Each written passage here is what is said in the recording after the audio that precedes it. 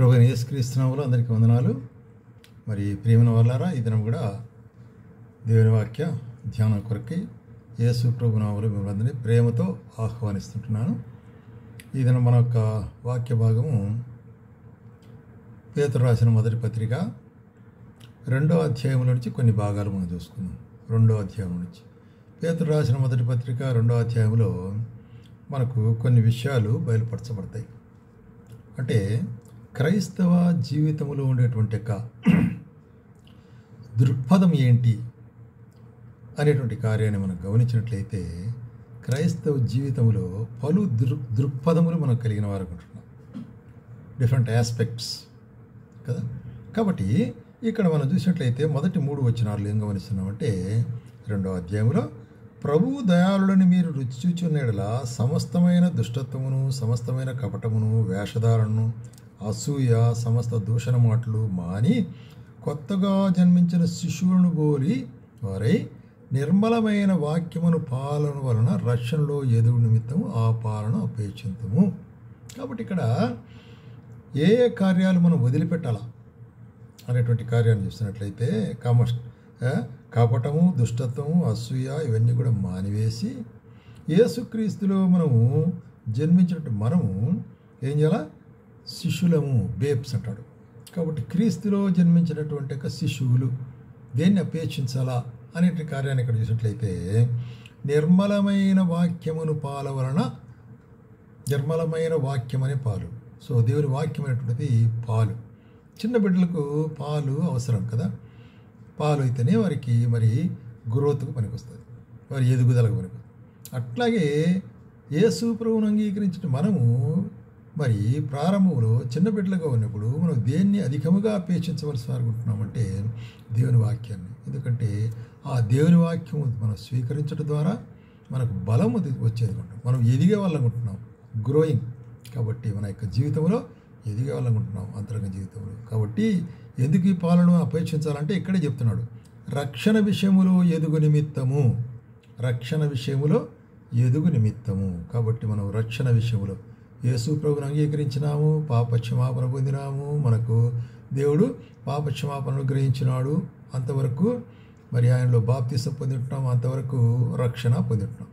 అయితే రక్షణ పొంది అట్లాగే ఉంటే చాలదు, రక్షణలో ఎదగవలసిన వారు ఉంటున్నాము, రక్షణ యొక్క ఔన్నత్యాన్ని మనం ఎరగవలసిన వారు ఉంటున్నాము, రక్షణ యొక్క మరి పలు ఔన్నత్యమైన కార్యాలు ఉంటున్నాయి రక్షణ ద్వారా మనం.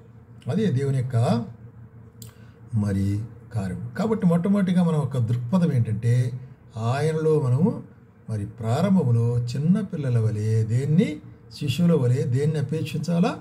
దేవుని వాక్యమని పాలన అపేక్షించాలి. రెండవదిగా మనము 5వ వచనంలో చూస్తాం. 5వ వచనంలో చూస్తే అదే అధ్యాయంలో యేసుక్రీస్తు ద్వారా దేవునికి అనుకూలమైన ఆత్మ సంబంధమైన బలులు అర్పించుటకు పరిశుద్ధ యాజకులుగా ఉండునట్లు మీరు సజీవమైన రాళ్ల వలె ఆత్మ సంబంధమైన మందిరముగా కట్టబడుచున్నారు. సో సెకండ్ ఆస్పెక్ట్ ఏమంటాడంటే లివింగ్ స్టోన్స్ అంటాడు, సజీవమైన రాళ్ళు మనం. కాబట్టి దేవుని మందిరము అనేటువంటిది హస్తకృతమైన మందిరములో దేవుడు నివసించేవాడు కాదు. అయితే ఆయన మన అందరిలో నివసిస్తూ మన యొక్క అంతరంగములో, మన హృదయంలో నివసించేవాడు ఉంటున్నాడు. మన హృదయమే ఆయన ఆలయం. కాబట్టి ఆత్మీయమైన ఆలయాన్ని గురించి ఇక్కడ చెప్తున్నాడు. ఆత్మీయమైన మందిరం, యొక్క ఆత్మీయ మందిరములో మనమందరం కూడా, ఈ ఆత్మీయ మందిరములో మనమందరం కూడా మన భాగం ఏంటంటే మనము సజీవమైన రాళ్ళగా ఉంటున్నాము, సజీవమైన రాళ్ళగా కట్టబడుచుంటున్నాము. అంటే ఒకరికొకరు జతపరచబడి ఆ మందిరం కట్టబడుచుంటున్నది. కాబట్టి సజీవమైన రాళ్ళు దేనికి ఉపయోగిస్తారు? బిల్డింగ్కి ఉపయోగిస్తారు. అట్లాగే ఈ యొక్క ఆత్మీయమైన మందిరానికి, ఆత్మ సంబంధమైన మందిరం అంటున్నాడు కదా, ఆత్మ సంబంధమైన మందిరానికి ఏమవసరం? ఆత్మ సంబంధమైన మనుషులు మనం అవసరం. కాబట్టి మనము ఆత్మీయమైన రాళ్ళుగా ఉంటున్నాము, సజీవమైన రాళ్ళు. మొట్టమొదటి ఆస్పెక్టే మనము యేసుక్రీస్తు ప్రభువులో మరి ఆయన అంగీకరించినటువంటి యొక్క శిశువులను పోలినగా, కొత్తగా జన్మించిన శిశువులు అంటున్నారు. రెండవది రాళ్ళు పోలిన వారుగా ఉంటున్నాం, ఆయన మందిరం కట్టబడదని. మూడవది దాంట్లోనే అదే వచనంలో ఏం చెప్తున్నాడంటే మరి ఆత్మ సంబంధమైన బలులు, యేసుక్రీస్తు ద్వారా దేవునికి అనుకూలంగా ఆత్మ సంబంధమైన బలులు అర్పించుటకు పరిశుద్ధ యాజకులుగా ఉండనట్లు. కాబట్టి మందిరము ఉంటున్నది, యాజకులు అవసరం, పరిశుద్ధ యాజకులు. ఎందుకు పరిశుద్ధ యాజకులు ఎందుకు అవసరము? దేవుని సన్నిధానంలో బలులు అర్పించడానికి అవసరం. బలులు ఎందుకు అవసరము? మన యొక్క పాప క్షమాపణ కొరకు, అపరాధ క్షమాపణ కొరకు, దేవుని సన్నిధానంలో మనము అంగీకరించబడేదాని కొరకై బలులు అవసరం. అది పాత నిబంధన బలులు చూస్తుంటున్నాం. మనం ఎద్దులు, గొర్రెలు, మేకలు అటువంటివి బలులు అర్పిస్తూ వచ్చినారు పాత నిబంధనలో. అయితే ఇప్పుడు ఆ బలులను కోరుకోలేదు. కారణం ఏంటంటే ఒకే బలి మన కొరకై అర్పించబడినది. అదే యేసుక్రీస్తు శిలువలో మన కొరకు దేవుని గొర్రెపిల్లగా బలిగా అర్పించబడి ఉంటున్నాడు. ప్రియులారా గమనించండి, దేవుని గొర్రెపిల్లగా ఆయన శిలువలో అర్పించబడి ఉంటున్నాడు. కాబట్టి ఒకే బలి. కాబట్టి ఈ బలి అర్పించేవాడు ఎవరు? యాజకుడు. అయితే ఇక్కడ యేసు ప్రభు తానే యాజకుడుగా మారి తానే మరి బలి పశువుగా మారి రెండు తానే ఇట్టున్నాడు. పాత నిబంధనలో మాదిరి మరి యాగం యొక్క మరి జంతువు వేరే కాదు, యాజకుడు వేరే కాదు. ఇక్కడ ఆయనే మరి తన యొక్క సొంత ప్రాణాన్ని అర్పించడం ద్వారా కదా. అందుకే హెబ్రీయులకు రాసిన పత్రికలో ఏమంటాడు? హెబ్రీయులకు రాసిన పత్రికలో మరి శ్రేష్టమైన నిబంధనకు పూట కాపారు వారైతే ప్రమాణము లేకుండా యాజకులు వదురు పాత నిబంధనలో. అయితే నిరంతరము యాజకుడు ఉన్నవాడిని ప్రభు ప్రమాణం చేసిన ఆయన పశ్చాత్తాపం. కాబట్టి నీవు నిరంతరము యాజకుడు అంటున్నాడు. ఎట్లాగా? 23వ వచనములో, మరియు ఆ యాజకులు మరణం పొందుట చేత ఎల్లప్పుడూ సాధ్యము పాత నిబంధనలో యాజకుడు. అయితే ఈయన నిరంతరం ఉన్నవాడు కనుక మార్పు లేని యాజకత్వం కలిగిన వాడాడు. కాబట్టి ఈయన నిరంతరమైన యాజకుడుగా ఉంటున్నాడు. ఈయన తన ద్వారా వచ్చు వారు దేవుని ఎదుకు వచ్చు వారి పక్షమున విజ్ఞాపన చేయుటకు నిరంతరం జీవిస్తున్నాడు. కాబట్టి ఎవర్ లాస్టింగ్ ఫాదర్ ఈస్, నిరంతరం జీవించుండి ever lasting, that is ever living priest, eternal priest. కాబట్టి సంపూర్ణంగా మనం రక్షించుటకు ఆయన శక్తివంతుడు. అందుకొరకు ఆయన ఎటువంటి వాడు ఉంటున్నాడు? పవిత్రుడు, నిర్దోషి, నిష్కల్మషుడు, పాపంలో చేరుగా ప్రత్యేకమైన వాడును, ఆకాశమండలం కంటే మిక్కిలి హెచ్చైన వాడని ఇట్టి ప్రధాన యాజకుడైన యేసుక్రీస్తు ప్రభు.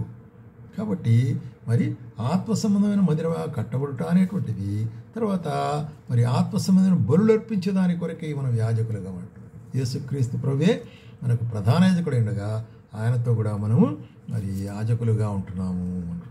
అట్లాగే మరి చూసినట్లయితే 1 పేతురు పత్రిక 2వ అధ్యాయము 11వ వచనంలో ఏం చెప్తున్నాడు ఇక్కడ? ప్రియులారా, మీరు పరదేశులను యాత్రికులు ఉన్నారు కనుక ఆత్మకు విరోధముగా పోరాడు శరీరమును విసర్జించి, ఆత్మకు విరోధముగా శరీరం పోరాటం. కాబట్టి ఈ లోకంలో మనం ఎట్లా ఉంటున్నాం? పరదేశులము యాత్రికులుగా ఉంటున్నాం. అందుకొరకే మరి ఏం చెప్తున్నానంటే హెబ్రీయులకు రాసిన పత్రికలు కూడా అబ్రహాం, ఇస్సాకు, యాకోబు వారు ఈ లోకములో పరదేశులు యాత్రికులమైన అరిగి వారు గుడారంలో నివసించరి. స్థిరమైనటువంటి ఇల్లు వారికి లేదు, గుడారంలో నివసించి. ఎందుకంటే రాబో ఆ స్థిరమైనటువంటి పునాదిగల పట్టణం కొరకు ఎదురు చూస్తాం. కాబట్టి మనమందరం కూడా యాత్రికులమే. మనం కొంతకాలం ఉంటాం అంతే. 5 సంవత్సరాలు, 6 సంవత్సరాలు, 10 సంవత్సరాలు, 60 సంవత్సరాలు, 70 సంవత్సరాలు, అధికంగా అంటే 80, 85 అంతే మనం వేస్తాం. దాని తర్వాత మనం వెళ్ళిపోవాల్సింది పరదేశం. అందుకొరకే ఇక్కడ ఏమంటాడంటే ఆత్మకు విరోధముగా పోరాడు శరీరం. కాబట్టి మన జీవితంలో ఇదొక స్ట్రగుల్, ఇదొక పోరాటం కదా. ప్రతి విషయంలోనూ నిర్ధారించుకునేటప్పుడు ఇదొక పోరాటం. ఆత్మకు విరోధముగా శరీరము, శరీరానికి విరోధముగా ఆత్మ. అందుకొరకే గలతీయులకు రాసిన పత్రికలు కూడా 5వ అధ్యాయంలో ఏమంటున్నాడు అపోస్తలుడు పౌలు అంటే 16, 17 వచనాల్లో, నేను చెప్పినదేమనగా ఆత్మానుసారంగా నడుచుకోండి, అప్పుడు మీరు శరీరమును ఇచ్చలను నెరవేర్చరు. కాబట్టి ఆత్మ ఇచ్చలు వేరే ఉంటున్నాయి, శరీర ఇచ్చలు వేరే ఉంటున్నాయి. ఎందుకంటే శరీరం ఆత్మకును, ఆత్మ శరీరకును విరోధముగా అపేక్షించును. శరీర సంబంధమైన సుఖములను, లోక సంబంధమైన భోగములు కోరేది శరీరాశ.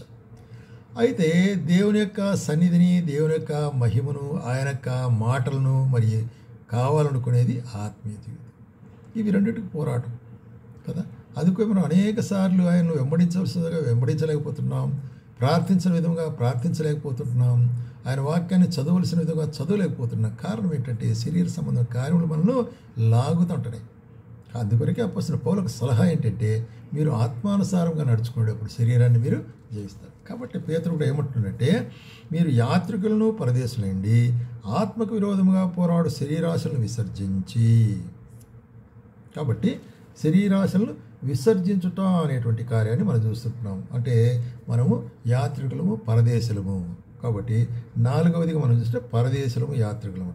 అట్లాగే అదే వచనములో ఏముంటుందంటే 11:12 అన్ని జనులు ఏ విషయంలో దుర్మార్గులే దూషింతురో ఆ విషయంలో వారు మీ సత్క్రియలను చూచి వాటిని బట్టి దర్శన దినమున దేవుని మహిమపరచునట్లు వారి మధ్య మంచి ప్రవర్తన గలవారయుండుడి. మీ సత్క్రియలను చూచి ఎట్లా అంటే చూసినట్లయితే మీ సత్క్రియలను చూచి మన యొక్క సత్క్రియలను గమనించి, ఎందుకంటే మన పరదేశం యాత్రికులు స్ట్రేంజర్స్ ఉంటున్నామంట కాబట్టి ఎక్కడ ఉంటాము? We're away from the thing, we're away from our home. కాబట్టి మీ సత్క్రియలను చూచి వారు ఎట్లా ఉండాలంట? మరి దేవుని మహిమపరిచేటట్లు మంచి ప్రవర్తన గలవారై, అది ఒక ఆస్పెక్ట్. కాబట్టి మరి మత్తయి సువార్త కూడా మనం చూస్తున్నాము. యేసు ప్రభువు ఏమంటాడు? 5వ అధ్యాయంలో, మత్తయి సువార్త 5వ అధ్యాయంలో 16వ వచనంలో, మనుష్యులు మీ సత్క్రియలు చూచి పరలోకమందున్న మీ తండ్రిని మహిమపరచునట్లు వారి ఎదుట మీ వెలుగును ప్రకాశింపనీయుడి. యేసు ప్రభువు ఇక్కడ వెలుగుకు సాదృశ్యంగా చెప్తుంటున్నాడు. ఏమంటున్నాడంటే మీరు లోకమునకు వెలుగై ఉన్నారు. వెలుగు అనేటువంటిది కొండ మీద నుండి పట్టణము మరుగై ఉండనేరదు. మనుషులు దీపం వెలిగించి దీపస్తంభం మీద కానీ మరి పెడతారు, కొంచెం కింద పెట్టరు. మరి అందరికీ వెలిగియాల. అట్లనే మనుషులు మీ సత్క్రియ, ఆ వెలుగు అనేటువంటి మీ సత్క్రియలు చూచి దేవుని మహిమపరచాలా. కాబట్టి ఇక్కడ కూడా అదే మాట. ఇక్కడ పేతురు ఏమంటాడంటే మీ యొక్క సత్ప్రవర్తన ఎంతవరకు ఉండాలంటే ఆయన రాకడ వరకు, ఆయన వచ్చినప్పుడు ఆయన మహిమపరిచేదిగా మరి మనం ప్రజల ఎదుట ఉండాలి. కాబట్టి మనము యాజకులుగా ఉంటాము, మరి పరదేశులుగా ఉంటున్నాము. అట్లాగే వీఆర్ ట్రావెలింగ్ టువర్డ్స్ హోమ్.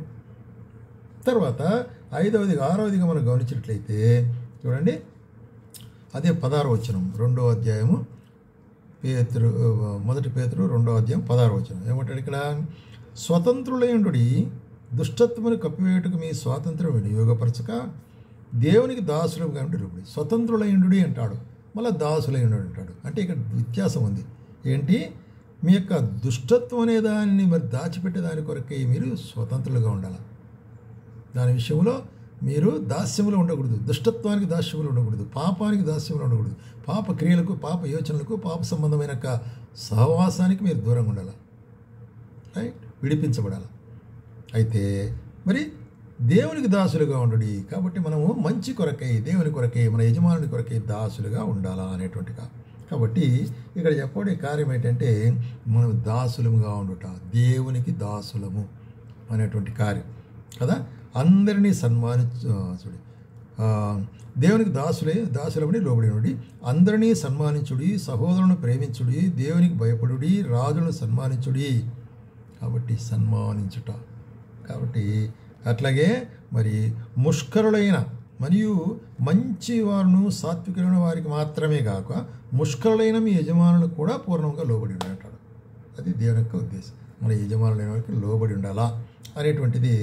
అందుకొరకు ఎఫెసీయులకు రాసిన పత్రికలో ఏమంటాడంటే మీరు దాసులుగా ఉండి మీ యొక్క పరిచర్య లేక మీ పని మరి కంటికి కనబడినట్లు చేయొద్దంటాడు.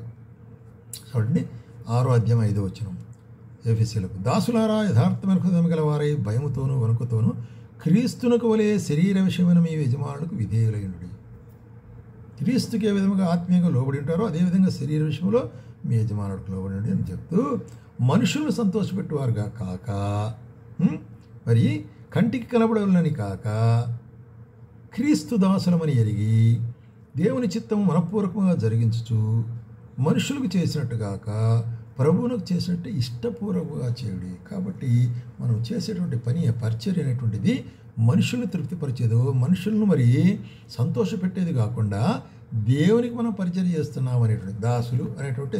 మరి యేసు క్రీస్తు ప్రభు యొక్క దాసులు అంటే మరి సేవకులు కానీ, ఆయన నమ్మిన బిడ్డలు కానీ మనమందరం ఆయన దాసులు. కాబట్టి మన పరిచర్య ఎట్లా ఉండాలా, మన పని ఎట్లా ఉండాలంటే మనుషులను సంతోషపెట్టేటువంటిది కాదు. అది దేవుడు నన్ను చూస్తుంటున్నాడు కాబట్టి నేను ఉత్తమమైన దాన్ని నేను చేయవలసిన వానిగా ఉంటున్నాను అనేటువంటి కార్యాన్ని మన జీవితాల్లో ఎరగవలసిన అనుకుంటాం. కాబట్టి ఆయన ఏమంటాడు ఇక్కడ? మనల్ని దాసులు. ఎవరు? దేవునికి దాసులు. కాబట్టి ఈ లోకంలో పాపానికి కాదు, దేవునికి దాసులు అంటాడు. తర్వాత 7వదిగా ఇంకేమంటాడంటే చూడండి, అదే 2వ అధ్యాయం 19వ వచనంలో, ఎవడైనను అన్యాయముగా శ్రమ పొందుచు దేవుని గురించిన మనస్సాక్షి కలిగి దుఃఖము సహించినట్లా అది అతనికి హితమగును. దుఃఖము సహించినట్లా అది అతనికి హితమగును. తప్పిదమునకై దెబ్బలు తినప్పుడు మీరు సహించినట్లా మీకేమి ఘనము? మేలు చేసి బాధపడినప్పుడు మీరు సహించినట్లా అది దేవునికి ప్రీతకరమగును. ఇందుకొరకు మీరు పిలువబడతారు. కాబట్టి ఇక్కడ ఇంకొక ఆస్పెక్ట్ ఏంటంటే, ఇంకొక దృక్పథం ఏంటంటే, మనము ఆయన కొరకే శ్రమపడుట, సఫరింగ్ ఫర్ హిమ్. ఎట్లాగా? ఆయన కొరకే మనం శ్రమపడాలా అంటే, ఆయన నీతి కొరకే శ్రమపడాలా అంటే, ఆయన సువార్త కొరకే శ్రమపడాలా అంటే, ఆయనకు మహిమ కొరకే మనం శ్రమపడాలి. అట్లా కాకుండా మన బుద్ధిహీనత ద్వారా శ్రమపడితే మనకేం లాభం లేదు. ఆయన కొరకే మనం శ్రమపడినట్లయితే అది మనకు హితం అవుతుంది అంటాడు. హితం అవుతుంది. అనేకులు మనం చూస్తుంటున్నాం. ఉదాహరణ మరి అపోస్తల కార్యంలో గమనించినట్లయితే పౌలు కానీ పేతురు కానీ అనేకులు మరి ఆయన కొరకే శ్రమ పడినారు, దెబ్బలు తిన్నారు, జైళ్ళల్లో ఉన్నారు, మరి కొట్టబడినారు, తృణీకరించబడినారు. ఎందుకంటే యేసు ప్రభువే మన కొరకు దారి. కాబట్టి సహించుట అనేటువంటిది ఎట్లాంటిది? ఈ శ్రమను సహించుట అనేటువంటిది దేవుని నామ నిమిత్తమై. అందుకొరకే మత్తయి సువార్తలో కూడా యేసు ప్రభువు ఏం చెప్తున్నాడు? 5వ అధ్యాయం 11వ వచనంలో, నా నిమిత్తము జనులు మిమ్మల్ని నిందించి హింసించి మీ మీద అబద్ధమును చెడ్డ మాటలు పలుకున్నప్పుడల్లా మీరు ధన్యులు, సంతోషించి ఆనందించుడి, పరలోకమందు మీ ఫలము అధికమగును. ఇలాగున వారు మీకు పూర్వమున ప్రవక్తలను హింసించిరి. కాబట్టి ఆయన నామముతో హింసించబడుట ఉత్తమము అంటున్నాడు. కాబట్టి సఫరింగ్ బై సబ్మిటింగ్ అట్లా చెప్పచ్చు. అప్పగించుకున్నట ఎట్లాగా? ఆయన నామ మహిమార్థమే అప్పగించుకున్నట. కాబట్టి 7 అంశాలు మనం చూస్తుంటున్నాం. 7 విధమైన దృక్పథాలు మన క్రైస్తవుల విషయంలో యేసు ప్రభువును నమ్మిన బిడ్డలు. మొట్టమొదటిగా మరి చిన్న పిల్లల వలె, లేక చెప్పాలంటే కొత్తగా జన్మించిన శిశువు వలె మనం దేవుని వాక్యం అనేటి పాలను స్వీకరించుట. రెండవది ఆయన కొరకై మరి సజీవమైన మందిరముగా కట్టబొట్టకైనట్టు రాళ్ళుగా మనం ఉండుట. మూడవదిగా అంత మాత్రం కాకుండా సజీవమైన బలులు అర్పించేటువంటి యాజకులుగా మనం ఉండుట. అట్లాగే నాలుగవదిగా మనం ఈ లోకంలో పరదేశులమై ఉంటున్నాం. అంటే మన యొక్క గమ్యమైనటువంటి పరలోకపు మరి మా కుటుంబ ఇంటికి దూరంగా ఉంటున్నాం. నాలుగవదిగా మనము మరి పిలిగ్రిమ్స్ అంటే యాత్రికులమై ఉంటున్నాం. యాత్రికులం అంటున్నంటే we are travelling towards our own place, going to home. అట్లాగా ఆరవదిగా ఆయనకు మనం సేవకులు, దేవునికి దాసులైండుట. పాపమును దాసి విడిచిపెట్టి దేవునికి దాసులు అంట. ఏడవదిగా ఆయన కొరకు మనం శ్రమపడు వారముగా ఉండుట అనేటువంటి కార్యం, సఫరింగ్. ఎందుకంటే ఇవన్నీ చెప్పిన తర్వాత మరి అపోస్తలుడైన పేతురు ఏం రాస్తుంటున్నాడంటే 21వ వచనం నుంచి, క్రీస్తు కూడా, ఇప్పుడు ఆయన చెప్తున్నాడు ద ఎగ్జాంపుల్ ఆఫ్ క్రీస్తు యొక్క ఉదాహరణ చెప్తున్నాడు 21వ వచనంలో. క్రీస్తు కూడా మీ కొరకు బాధపడి మీరు తన అడుగుజాడలను నడుచుకున్నట్టు మీకు మాదిరిగా ఉంచిపోయాను. కాబట్టి ఇవన్నీ మరి ఏదో సాధారణంగా చెప్పేటువంటి బోధ కాదు ఇది. క్రీస్తు మీకు మాదిరిగా ఉండిపోయినాడు. ఆయన మీ కొరకై సేవకుడుగా మారింటున్నాడు. దేవాది దేవుడు మనుష్య రూపము ధరించి మానవుడుగా వచ్చి సేవకుడుగా వచ్చి మరి పరిశుద్ధమైనటువంటి బలిగా మన కొరకు అర్పించబడి చూసా ఇది. కాబట్టి ఆయనందు ఏ పాపం లేదు, నోట ఏ కపటం లేదు, దూషించబడలేదు. ఆయన శ్రమపట్టలేదు. న్యాయమైన తీర్చు దేవునితో తాను అప్పగించుకున్నాడు. కాబట్టి మన పాపముల విషయమై చనిపోయే నీతి విషయమై జీవించుట్లా ఆయన తానే తన శరీరమందు మన పాపంలో మ్రాణి మీద మోసుకున్నాను. కాబట్టి ద ఎగ్జాంపుల్ ఆఫ్ ప్రభు యొక్క యేసుక్రీస్తు యొక్క ఉదాహరణ. కాబట్టి ప్రియమైన వాళ్ళారా, ఈ యొక్క 7 జీవిత దృక్పథాలు మరి క్రైస్తవ జీవితంలో మనం కలిగి ఉండవలసి అనుకుంటున్నాం. ఆ విధంగా ఉండుటకు ప్రభు మనకు సహాయం జరుగా.